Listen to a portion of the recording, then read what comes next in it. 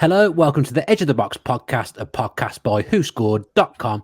I'm your host, Dan Bardell, joined by Ciarán from WhoScored and Jonathan Wilson as well, to look forward to the Champions League final, which is taking place on Saturday evening. Really excited for this one. Manchester City, of course, have got the chance of getting a historic treble. Jonathan, I've completely forgotten what I was going to say, which is a great start to a podcast. Oh, no, I've remembered what I was going to say now. You haven't been appearing on Ted Lasso, but I tell you what, I've been watching some documentaries this week, and you appeared in two of the documentaries that I was watching. Messi Destiny, and what's the other one? Yeah, really good. Well, basically, I made a mistake and watched the older Argentina documentary first, thinking it was the one that had just come out. So you were in that, and then I was like, "There's absolutely nothing about the World Cup here. It's ended as we get to the World Cup. What's going on here?" And then I realised I'd watched the wrong documentary, so I went straight on and watched the Messi one, and you were in that as well. When the BBC wants someone to talk about Argentina or Messi, they obviously come to you. It's a nice cardigan in the second one, isn't it? It's a Christmas present, so it's really comfortable. I don't remember. You don't remember the cardigan? No, I'll watch it again. I will go back and check out the cardigan. I was more ready for what you were saying. It was really good actually. That Messi Destiny documentary was really great. I really enjoyed it. Ciarán, have you watched it?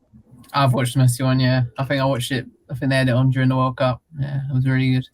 Okay. No, that was the first one. We've done another one. That was a different one. There's two, okay. Yeah. Don't make the same mistake I made. There's a newer one where you can see a more recent Jonathan Wilson. So there's one just called Messi and one called Messi Destiny.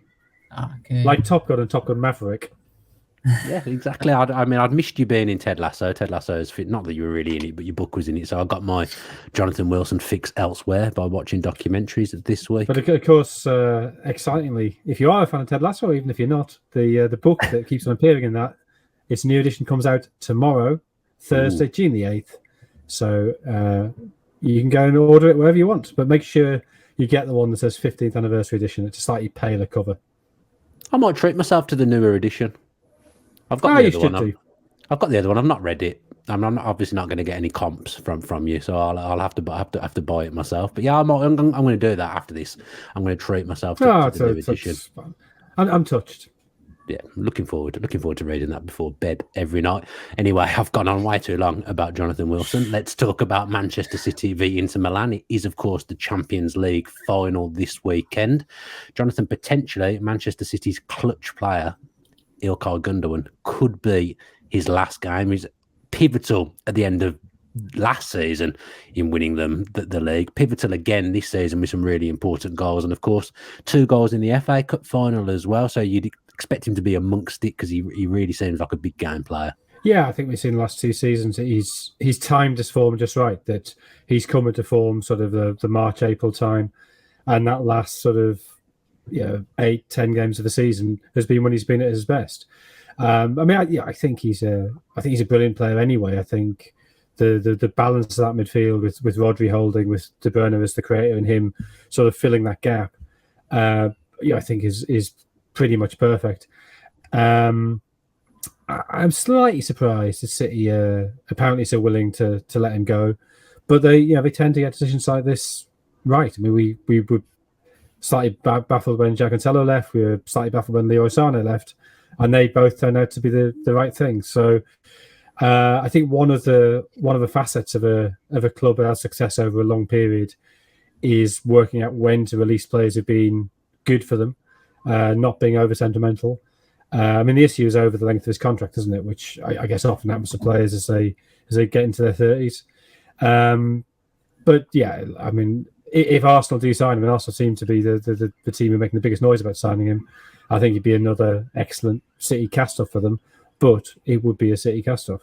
Is he a cast-off, though? It feels very harsh to describe him as a cast-off. I understand what you're saying, that they'll only offer him a certain amount of contract. And Cancelo left, but I didn't feel he was on really good form this season. I think Laporte will probably leave as well. He's fell a little bit out of favour. But Gundogan is visibly one of their Cancelo started the season really well. Cancelo, I think, up to November was arguably the best player in the league, never mind at City. This season, my memory of that is that he was not having a good season. I remember him getting sent off in a game. I just felt like he wasn't the same standards as he was the year before. No, I think he had a really good start of the season. Okay. And then faded after the World Cup. I agree, but no, I thought he started the season really well. No, I mean, he still is a cast-off because if City wanted him, they could have him. It's not that Gundogan is agitating to leave. It's Gundogan sort of saying, I would like a 2-year contract, and they're saying you can have 1 year. City could clearly afford to give him a 2-year contract if they want to. It's not that he's asking for that at the age of 38 or something. They're saying, no, we don't need you. You can take a 1-year deal or you can go. So beyond City's terms, if he leaves, I mean, look, he's not a cast-off in the sense of going, ha, you're rubbish, get out. But it's on their terms. Really interesting. I mean, Ciarán, you're a lot younger than Jonathan and myself, and I've used the term clutch player, which is very in with the kids, I think. Can you think of a more clutch player around than Gundogan at the moment? Because I can't. so this is whether you said at the moment, because I was about to go Mark Hughes. And yeah, this is what I have to ask Ciarán the question. Jonathan, I can't ask you that question. No, it's hard to think, but I mean, obviously he did it last season. He's doing it again this year. He's coming up with the goods. He's basically secured them the title, got those back-to-back braces against, I think it was Leeds and Everton. Obviously scored 2 goals in the cup final. But yeah, it does feel like he is that kind of clutch player, comes in at the right time. But I think he's beyond just that. I think he is a vital player in their team. Obviously, most people focus on your Haalands, De Bruynes, but I get a lot of people saying, "Oh, Gundogan's been underrated." I don't think that's the case. I think he just goes about his job, and because he's starting to add goals to his game, I think it's just more noticeable, especially the importance of them as well. But I'd definitely take him if he was up for grabs, 100%. Was it the season before last? No, last season is obviously just gone. So a couple of seasons ago, I think it was the lockdown season where he just kept scoring every week at one point, and he hadn't ever done that in his Man City career before. He was a top scorer for a while in that season, wasn't he? Yeah. It was partly because he take a couple of penalties in that run, but yeah, there was a spell when he was top scorer. So for 3 seasons now, he's really seems to have added goals to his game quite late in his time in his career. But he seems to have become that really important player that scores important goals and scores a high volume of goals. Jonathan, if he were to leave, I don't really hear many murmurings of Man City signing a central midfielder at the moment. Obviously, it looks like Bellingham's going to go to Real Madrid, but he would be a huge loss. Where would they go to get someone in to replace him?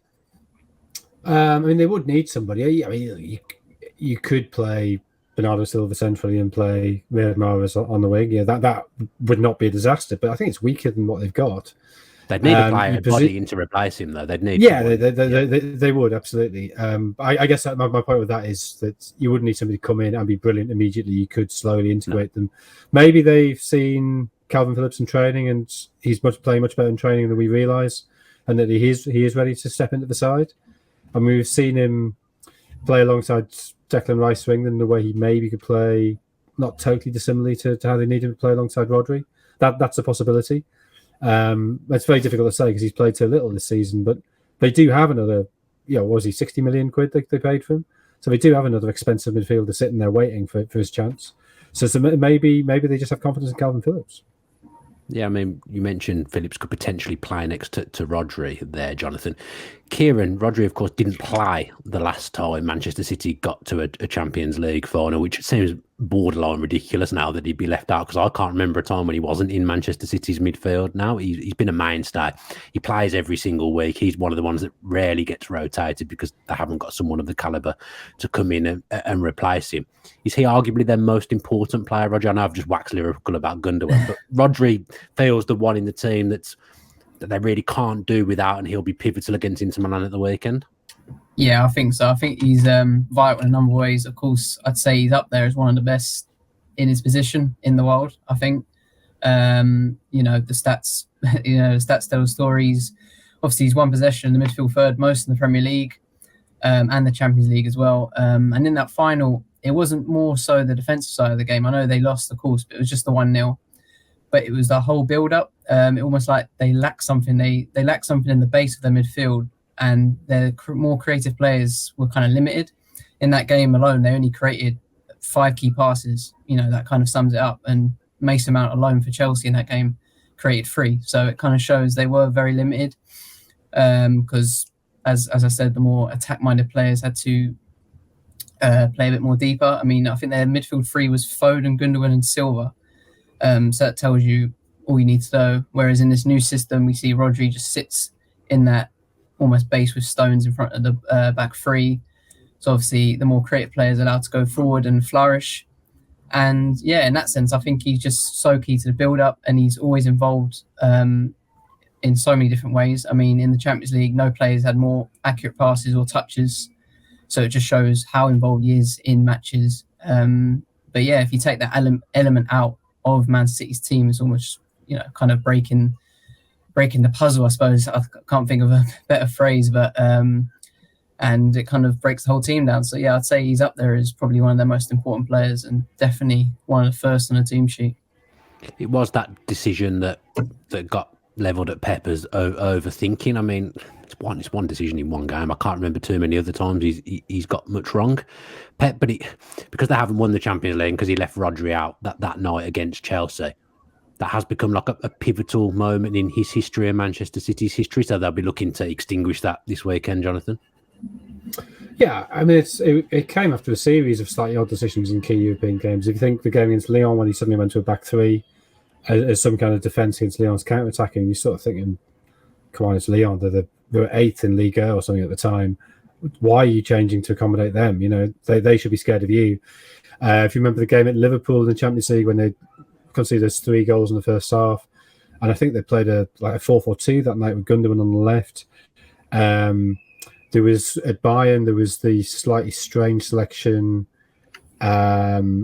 away against Atletico. I think did he bring Thomas Müller on late, which sort of cost them a bit of control in midfield, and then sort of base everything around Müller in the second leg, and they end up losing 2-1 at home. There was the back three for Bayern away at Barcelona when they ended up getting beat 3-0. So he kept doing it in big European games. It wasn't a one-off. That was just sort of a culmination, and that was one of those nights where, normally the team sheet arrives and you sort of look over, go, and that was like the team sheet arrived. What? Wait, what's he doing? And you sort of almost think somebody printed this out wrong because it just seems so incredible. I know Chelsea players have said since. I mean, they wouldn't say this on the record, but they've said since that they heard the team and they sort of thought, get in, we've got this, which I hadn't been thinking before that. So I think one of the things that Haaland has given Pep, is that there's a very straightforward way to play now. He doesn't have to overcomplicate things. That by picking Haaland, it necessarily simplifies everything because everything else falls into place because he's not going to move. So you can't really adding on bells and whistles and new complications. I think there is the slight potential that he might do something strange for this game, having been pretty consistent in his selection recently. Well, I'll tell you why. And this comes on a much bigger issue. But Inter play 2 up front. Not many teams in the Premier League do play 2 up front. So if you look at this season, 38 league games, they've played against teams who play 2 centre forwards. And I know that there are that distinction between is it 2 centre forwards, is it 1 centre forward or 1 just off? Occasionally that's slightly arbitrary, but yeah, in as far as I can work it out, they've played 8 games against teams who play 2 centre forwards, and in those games they've only kept 2 clean sheets. So that's 25% of the time they keep a clean sheet. Against teams who play 1 up front, so that's the other 30 games, they kept 11 clean sheets, which is 37%. So that's between 25% and 37%. So that is quite a big difference. They seem to struggle slightly against 2 up front. And I think it's a particular issue if you want to have Stones playing as a second centre-back stepping into midfield. Now, the only game where he's tried to do that against a team playing 2 up front, because obviously that was quite late in the season that was adopted, was the game at Bournemouth, which City won 4-1, and Stones was taken off after 56 minutes for Kyle Walker anyway. So we don't really have any evidence as to what Guardiola does against an elite side who comes against them with 2 centre forwards. So given that, I think he'd be wary about playing Diaz and Stones as 2 centre backs with Stones stepping up, because then you're leaving one of the centre forwards free. Essentially, there has to be some kind of adjustment. Now, it might just be as simple as Stones doesn't step up; he just stays back in a orthodox back 4. But there is a potential there, I think, for if he is going to overthink things, that is where the overthinking would come, trying to counter that issue of the 2 centre forwards. So that's interesting because I think the 11. I mean, I think we could pretty much pick the 11 now that Pep will pick. I think it will be the same 11 bar the goalkeeper that played in the FA Cup final. But I think what that I would 11 agree, absolutely. That 11, it makes it very, very flexible that he can kind of play that flat back four. If that's not working or he wants to change something, he can easily change to the 3 and Stone step into midfield. So what that personnel, what that 11 gives you is it gives you the flexibility of changing between the two, and they'll be more than au fait now in both systems because they've been doing it a lot the second half of the season. Or you can create that 3 by having Rodri dropping deeper and the 2 fullbacks pushing on. You can do that as well.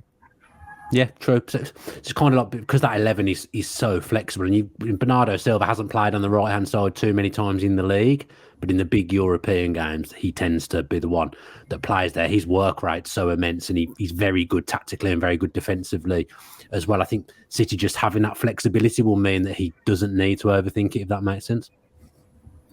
He shouldn't, but I'm saying if there is overthinking to be done, that's where it'll happen, because that's the issue where you sort of think.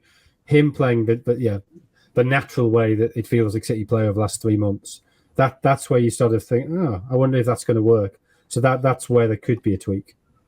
Yeah, they're having that rhythm at the moment as well in the big games. That 11 have played together a number of times in recent weeks. Well, not, I suppose in recent. Obviously, the fact that they've rested people the last 2 or 3, but the tail which end. I do wonder if that could be an issue. That it's clearly very limited sample size.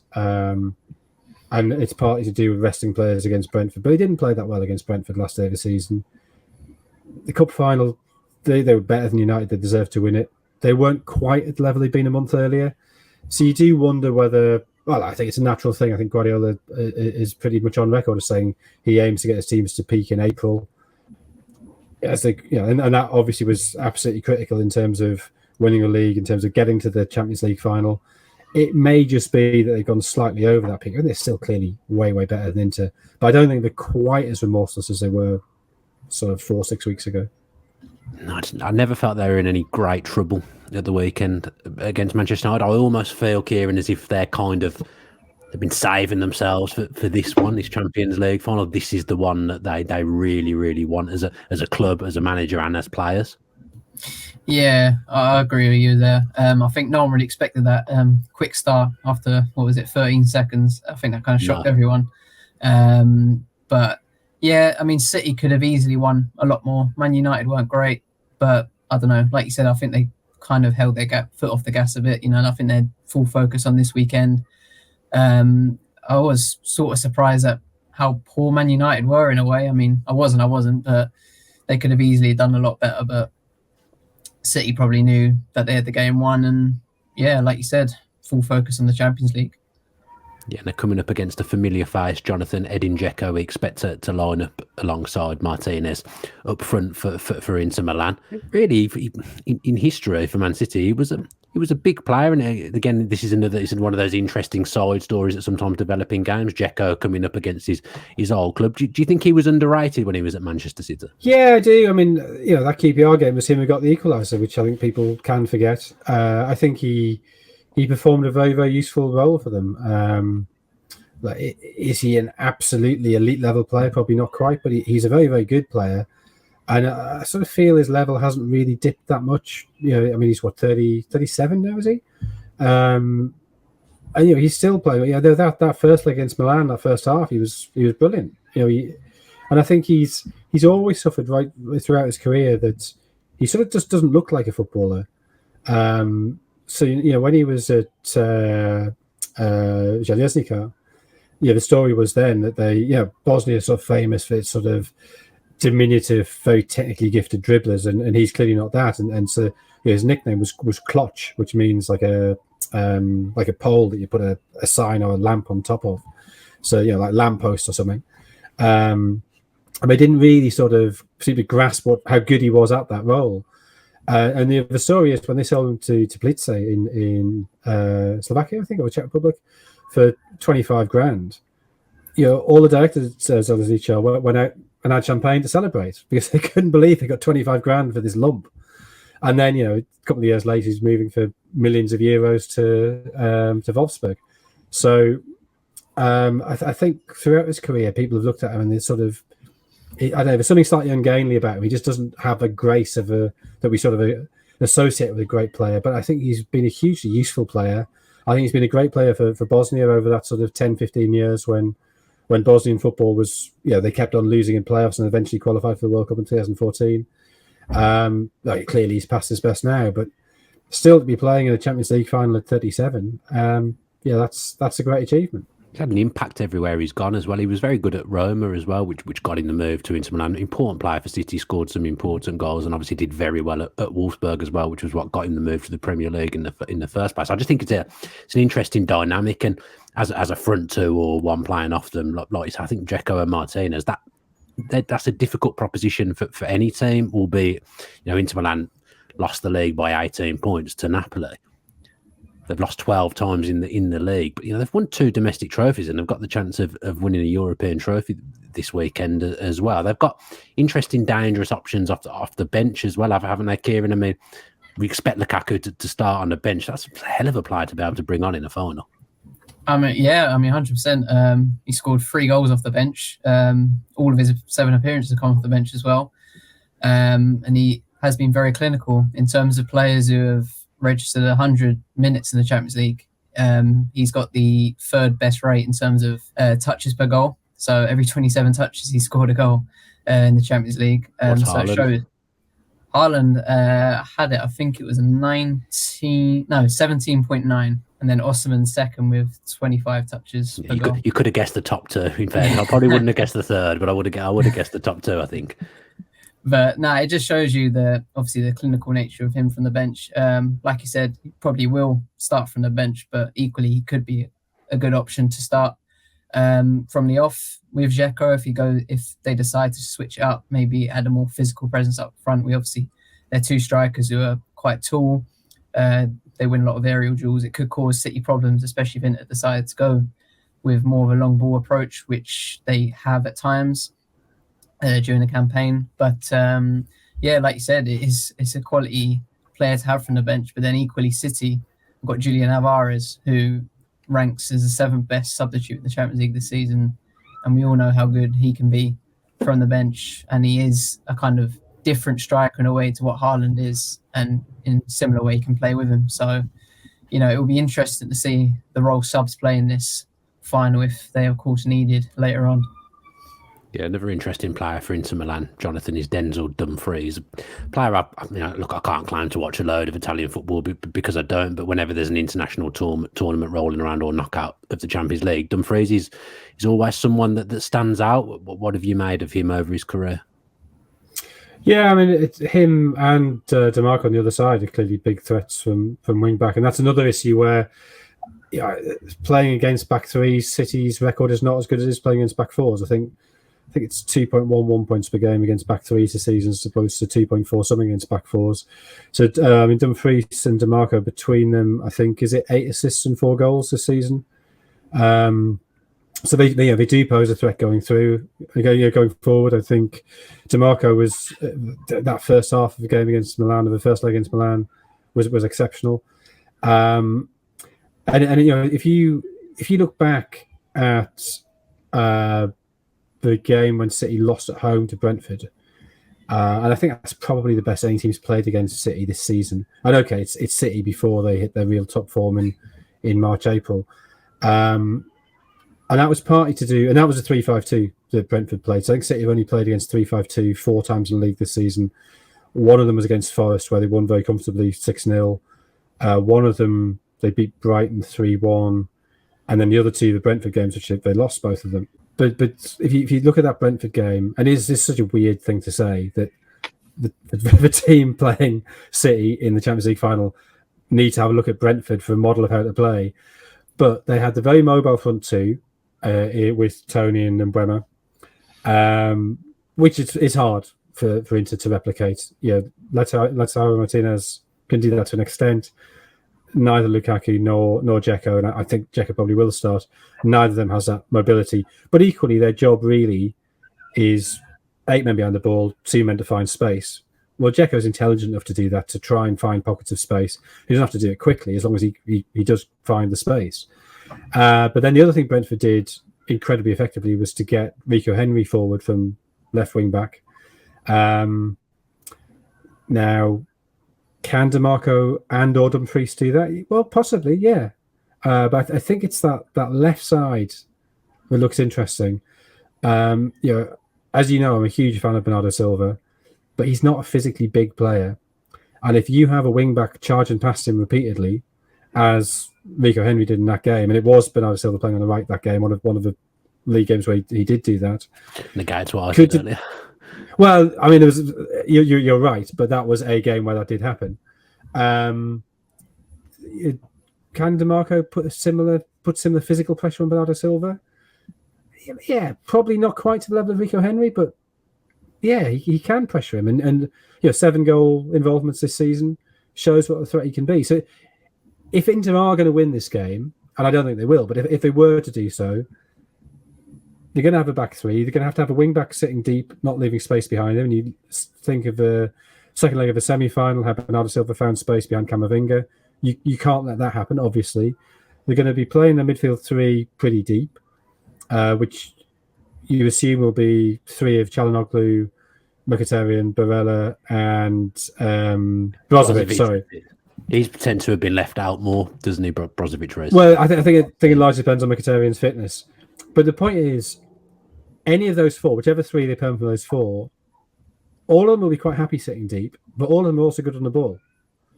So if you want people to release your wing backs on the break or pick out Dzeko or Lautaro Martinez, they're very good players to do it. None of them are sort of lumps in the back of the field. None of them are there just for their engines. They're all decent on the ball. So you pack that space in the middle with 6 players. You have a wing back on either side who's got to be pretty mobile and pretty energetic. And then you have a 2 forwards essentially in free roles finding space. That's not unlike the Brentford template. So there are possibilities there. I wasn't expecting to have to follow the game plan of Brentford. It wasn't a conversation I was expecting to be having. But you're right.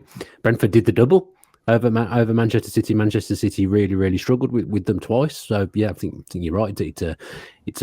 It's a true thing to go back and have a look at. Just before we go on to our combined 11s, Jonathan, what have you thought of? Is there a bit of a resurgence going on with Italian football at the moment? 3 teams in the various European finals. They had 3 teams in the knockouts as well. Juventus have fell away for varying reasons in the league, but there's some good outfits in Serie A now. I certainly think it's a better league than maybe it was 5 to 10 years ago. I think there's an element of truth to that. I think was it 5 semi-finalists in European competitions, which obviously is 5 out of 12 is a lot. And that does speak to a certain strength there. Let's see next season. I mean, clearly financially they're a million miles off the Premier League, but they are definitely, I'd say they are better than they were 5-10 years ago. I think La Liga is in decline, albeit Sevilla yet again winning. Is it 18 European finals now where Spanish sides have beaten non-Spanish opposition? But I think you look at the level of Barcelona and Real Madrid, and they're not what they were. Atletico had a better second half of the season than first, but they're not what they were. Germany, I don't know. Dortmund in the Champions League. I think if Potter had said it's, if Potter clearly led Chelsea to beat them, but that was pretty comfortable. He was more comfortable. The 2-1 scoreline suggested that I think if Potter had stayed on, Chelsea would have been better off in Europe. But the fact that Dortmund, who really weren't very impressive against the team who finished 12th in the Premier League, that they could run Bayern so close, I don't know, it doesn't strike me as a great sign for league. So maybe Italy is back challenging to be the second best league. Let's do the combined 11s then, and Ciarán, we'll do the Who Scored one first. What 11 has the algorithm come up with for this? First off, system, please, Ciarán. Oh, you'll be happy to hear. It's 4-3-3. 4-3-3. Okay, at least it's relevant to one of the teams this week, so that's good. And it starts with Andre Onana in goal. Back 4, John Stones, Ruben Diaz, Alessandro Bastoni, and Nathan Ake. The 3-man midfield is Bernardo Silva, Rodri, and Kevin De Bruyne. And then the 3 up top is Riyad Mahrez, Erling Haaland, and Jack Grealish. So what was the spread there? 9-2. 9-2, so no bar rings on Who Scored on what they can. I suppose the algorithm is the algorithm, so you've got to pick an 11 based on the races. But Jonathan, you've been you've been had a bit of a ticking off, not allowed to just pick Manchester City players. Would you have, if you'd had to have done your 11 and you hadn't been banned from doing this, would it have been 11 Manchester City players? Yeah, obviously. But you've been banned from that this week, so you've had to have a 6 and a 5 split. It's because you lost the vote. You lost the vote last week, so for the Premier League team. Public idiots, I don't care. I mean, if ever there was anyone that wouldn't care about the vote, I'm pretty sure Jonathan would be high on the list.